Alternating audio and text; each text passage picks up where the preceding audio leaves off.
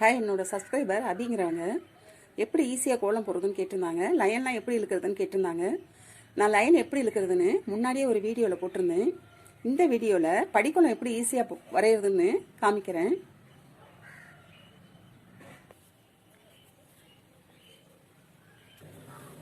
சதுரம் போடுறது டிசைனை பொறுத்து. நீங்கள் ஃபுல்லாகவும் சதுரம் போட்டு பெரிய கோலமாக போடலாம். இல்லைன்னா இந்த 3.3 வரிசைக்கும் இப்படி சதுரம் வரைஞ்சிக்கோங்க.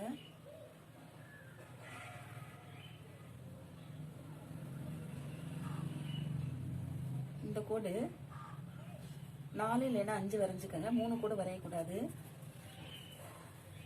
இந்த கேப் ஒரே மாதிரி இருக்கணும்னா ஃபர்ஸ்ட் இப்படி வரைஞ்சிக்கோங்க. இதுக்கு நடுவில் ஒரு கோடு போட்டு இது மாதிரி வரைஞ்சிங்கன்னா கரெக்டாக வரும். படிக்கோலம்னாலே இந்த மாதிரி நம்ம கோடு போட்டு போடுறது தான். நடுவில் சதுரம் போட்டு சுற்றி எந்த டிசைன் போட்டிங்கனாலும் நமக்கு கரெக்டாக வரும்.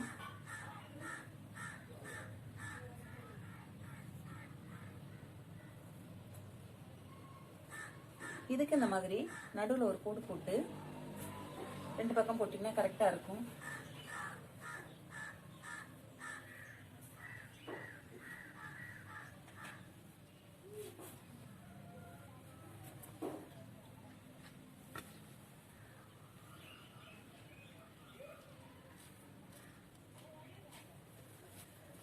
இன்னொரு சப்ஸ்கிரைபர் மாவு இப்படி போடையில கொட்டுதுன்னு சொல்றாங்க.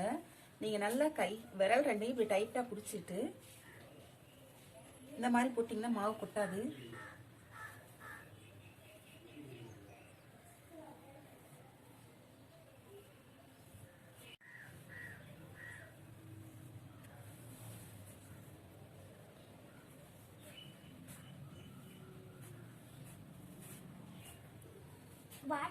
இந்த மாதிரி சதுரம் வரைஞ்சிட்டு நீங்க எந்த டிசைன் வேணாலும் வரைஞ்சிக்கலாம்.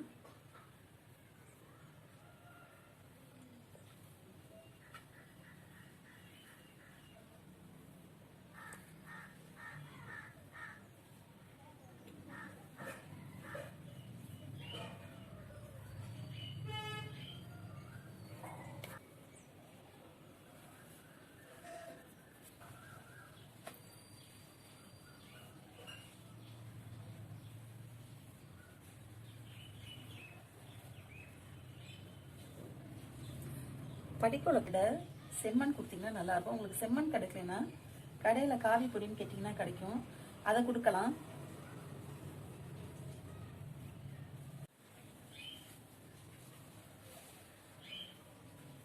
நல்லா இருக்கும் வீடியோல இது.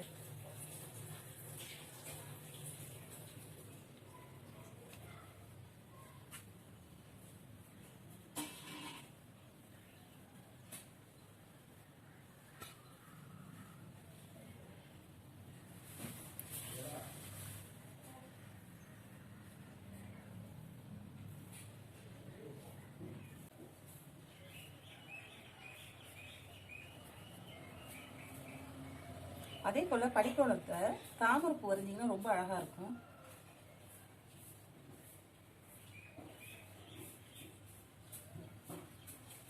இந்த கேப்ல எல்லாம் காவி இல்லைன்னா செம்மண் கொடுத்துக்கங்க. இதுக்குள்ள கொச கொசம் டிசைன் போடாம நீட்டா ஏதாவது லைட்டான டிசைனா கொடுங்க.